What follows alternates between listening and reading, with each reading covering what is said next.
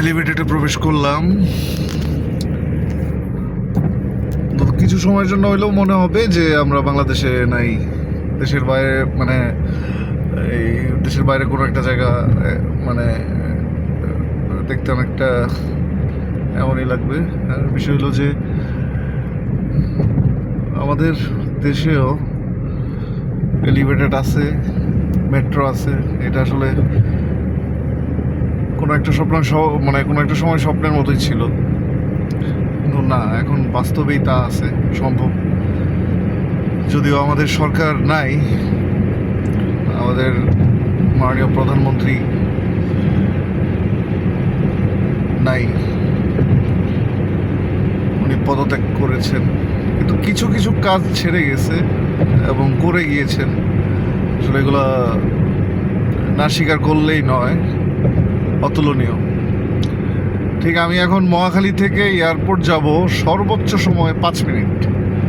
আমি যদি এখন, আমার গাড়ির স্পিড কত আছে, 80 থেকে একটু নিচে আছে, হ্যাঁ, আমি যদি আরেকটু স্পিডে যাই তাহলে হচ্ছে যে আমার 5 মিনিটের কম সময় লাগবে হচ্ছে এয়ারপোর্ট যায় পৌঁছাইতে।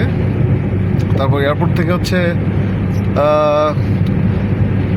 টঙ্গী তুরাগের যে ব্রিজটা আছে ওটা দিয়ে হচ্ছে আমি একেবারে চেরাগালি টঙ্গী কলেজ গেট যায় পৌঁছায় যাব। ওখানে মোটামুটি 10-15 মিনিট সময় লাগবে, যদিও কাজ মানে যেহেতু কাজ চলমান ওদিকে।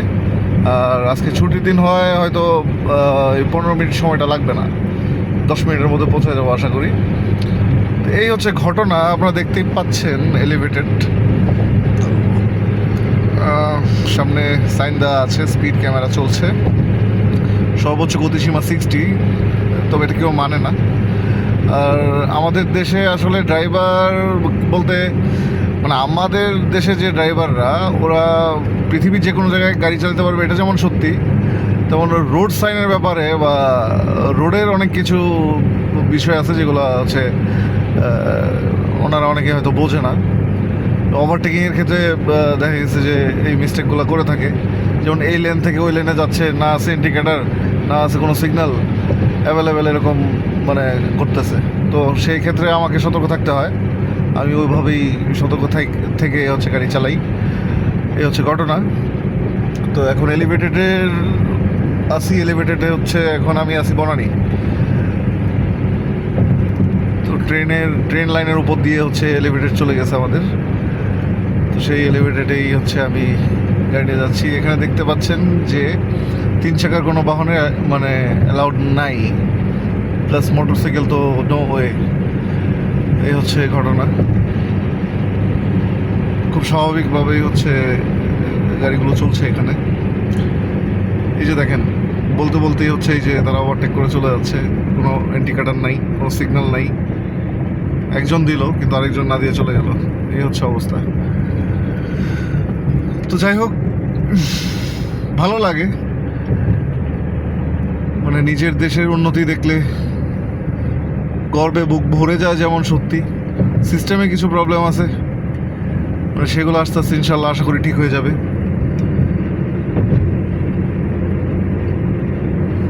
নতুন উপদেষ্টা মহোদয় আমাদের জন্য আরও নতুন নতুন অনেক পদক্ষেপ নিচ্ছেন, আমরা সেগুলোর জন্য অপেক্ষায় আছি। দেখি উনি আসলে আমাদের জন্য কী উপহার দিয়ে যান। আর যে সরকারই আসুক, নতুন যিনি আসুক, আসলে আমার কোনো কমেন্টস নেই, কারণ আমি রাজনীতি করি না। আমার কথা হচ্ছে যে দেশটারে ভালোবাসার চেষ্টা করবেন। আর এত সুন্দর একটা দেশ আমরা একটু সাজায় গুছায় রাখলে এটা কত সুন্দর লাগবে, কত সুন্দর দেখতে লাগবে, কত মানে মানুষ কত কমফোর্ট ফিল করবে। যে ঢাকা সিটি হচ্ছে, এটাকে বলা হয় কি বিশ্বের 3 নাম্বার না 4 নাম্বার যেন বসবাসের অযোগ্য শহর। এটা শুনতেও তো কেমন লাগে। আমরা এখন আছি কুড়িলের এক্সিটে, 1 কিলোমিটার সামনে হচ্ছে কুড়িল র্যাম্প আছে, নেমে যাওয়া যাবে।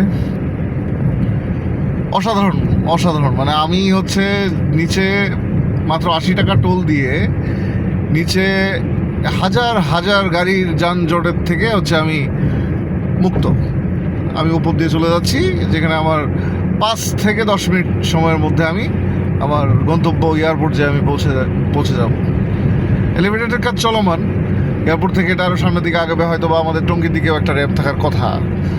যেহেতু মোটামুটি হাতিরঝিলের আগে ফার্মগেটে র্যাম্প দেওয়া হয়েছে। ফার্মগেট মোটামুটি কী বলে 7 রাস্তার এখান থেকে কিন্তু বেশ ভালোই দূরে। তো ওখান থেকে হচ্ছে ফার্মগেট যেহেতু র্যাম্প হয়েছে, তো আশা করা যায় যে সামনে যখন কাজ আগাবে তখন হচ্ছে ওই টঙ্গী থেকেও আমরা আশা করতে পারি যে একটা র্যাম্প হবে। আর হইলে হচ্ছে আমরা টঙ্গী থেকে এলিভেটেডে ঢাকার একদম প্রাণকেন্দ্রে চলে আসতে পারবো আমরা গাজীপুরবাসী। সময়ের অপেক্ষা।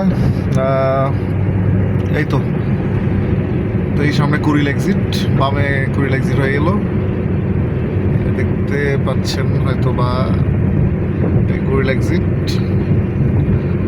কোনো ঝামেলা নেই। 3.6 কিলোমিটার সামনে হচ্ছে আমার এক্সিট, মানে এয়ারপোর্ট লাস্ট আপাতত হচ্ছে এয়ারপোর্ট পর্যন্ত। এয়ারপোর্ট থেকে হাতিরঝিল এইটুকু চলমান, 80 টাকা টোল মাত্র। ভাবা যায়, দেখুন তো এটা কি ঢাকা শহর? এই জায়গাটাতে হচ্ছে আমার খুব বেশি ভালো লাগে। এই জায়গাটা মানে দেখলে মনে হয় যে না আসলে আমি তুরস্কে বা ইউরোপের কোনো একটা কান্ট্রিতে আছি, আরব আমিরাতও না। হ্যাঁ, মানে এমন দেখতে লাগে। আমি গাড়ি চালাচ্ছি, এক হাতে ফোন দিয়ে ভিডিও করতেছি, জানি না কতটা ক্লিয়ার বা দেখা যাচ্ছে কিনা, চেষ্টা করতেছি আর কি। আমি এলিভেটেড, আমি এখন প্রায় 8-9 তলা সমান হচ্ছে বিল্ডিংয়ের উপর দিয়ে গাড়ি চালাচ্ছি। আমাদের এলিভেটেড অনেক উঁচু।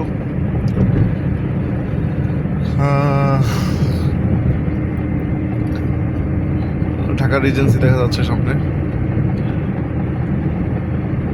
আমি এখন বিশোর এরিয়াতে আছি। যে লেখা উপরে স্পিড লিমিট, সাবধানে গাড়ি চালান, এই হচ্ছে অবস্থা। আমার গন্তব্য আর মাত্র 1 কিলোমিটার, 1.6 দেখাচ্ছে, 1.5 কিলোমিটারের মতো। এই যে রিজেন্সি হোটেল, আমি ঠিক এখন খিলক্ষেতের উপর দিয়ে যাচ্ছি। রিজেন্সি হোটেল মূলত একটা রেল লাইন, আমার নিচে কিন্তু রেল লাইন আছে। হ্যাঁ, ট্রেন পথের, এই রেল পথের উপর দিয়ে হচ্ছে আমাদের এলিভেটেড চলে গেছে একদম এয়ারপোর্ট পর্যন্ত। তারপর এয়ারপোর্ট থেকে খুব দ্রুত গতিতে কাজ চলছে, আশুলিয়ার দিকে এটা চলে যাবে। তখন হয়তো আরও ম্যাজিক লাগবে দেখতে।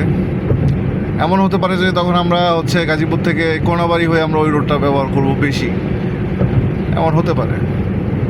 কারণ বিআরটি লাইনটা চালু, এটা একটা ভুল প্রকল্প। বিআরটি যখন চালু হবে আমার মনে হয় যে ঝামেলা আরও বাড়বে। কারণ আমাদের বিআরটির বাসগুলো চলবে হচ্ছে মাঝখানে 2টা লাইনে, আর বাকি যত পরিবহন আছে সব চলবে হচ্ছে 2 সাইডে। তো 2 সাইডে মানে পর্যাপ্ত জায়গা নেই। এরকম এলিভেটেডের এক সাইডের অংশ এর থেকেও কম জায়গা হচ্ছে ওই ব্যস্ত রোডে আমরা পাবো। তো সেক্ষেত্রে আসলে কতটা সুবিধাজনক হবে বিষয়টা আমার জানা নাই। আমার গন্তব্যে চলে আসছি, সামনে দেখতে পাচ্ছি এক্সিট, সরি আচ্ছা, শাহজালাল আন্তর্জাতিক বিমানবন্দর এক্সিট বাহির। আমি এখন বের হয়ে যাচ্ছি, এলিভেটেড এই পর্যন্ত শেষ, সামনে লক করে দেওয়া আছে দেখতে পাচ্ছেন। আর এই হচ্ছে 3rd টার্মিনাল। আমাদের মাননীয় প্রধানমন্ত্রী শেখ হাসিনা যে টার্মিনালে কার্যক্রম চালু করে এবং শেষ পর্যায়ে নিয়ে এসে উনি পদত্যাগ করে চলে গেলেন ইন্ডিয়াতে। এই হচ্ছে ঘটনা। Thank you so much. এখন আমি বাড়ির দিকে পৌঁছে চলে যাব। এই হচ্ছে airport landing ramp. Thank you, ভালো থাকবেন, বাই বাই।